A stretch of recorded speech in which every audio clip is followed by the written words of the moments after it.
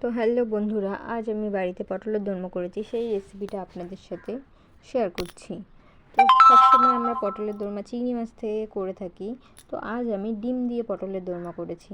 তো প্রথমে পটলের গায়ের আঁশগুলো আমি ছাড়িয়ে নিচ্ছিলাম, গায়ের ছালগুলো না ছাড়িয়ে ছুরি দিয়ে গায়ের আঁশগুলো ছাড়িয়ে নিচ্ছিলাম।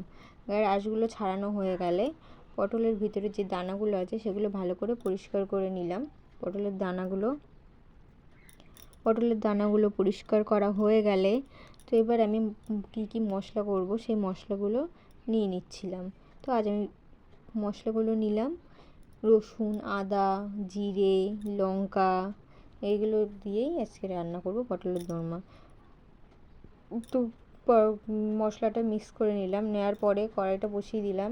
কড়াইটা বসানো হয়ে গেলে কড়াইতে পেঁয়াজ দিয়ে দিলাম। তেলটা গরম হয়ে যাওয়ার পরে পেঁয়াজটা লাল লাল করে ভাজা হয়ে গেলে তো যে মশলাটা করে রেখেছিলাম আদা, জিরে, লঙ্কা, রসুন, সেই মশলাটা কিছুটা দিয়ে দিলাম আর কিছুটা রেখে দিলাম, পরে ওটা পটল যখন ভাজা করব তখন দেব।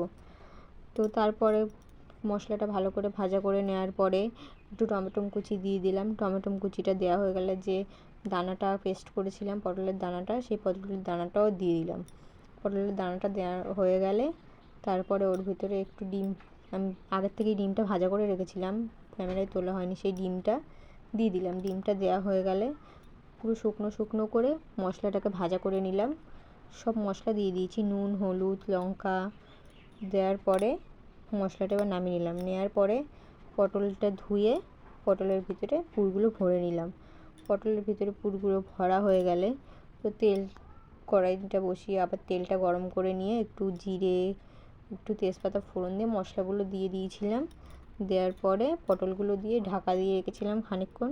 পটলটা কষানো হয়ে গেলে পটলের জল দিয়ে দিয়েছিলাম। তারপরে একটু গরম মশলা দিয়ে পটলটা নামিয়ে নিলাম। তো এই ভিডিওটা যদি আপনাদের ভালো লেগে থাকে তো একটু লাইক, কমেন্ট, একটু শেয়ার করে দেবেন, একটু সাবস্ক্রাইব করে দেবেন। তো পটলের দোরমাটা আমার রেডি। এবার দেখুন পটলের ভিতর থেকে মশলাটা বেশিটা কিন্তু বেরায়নি।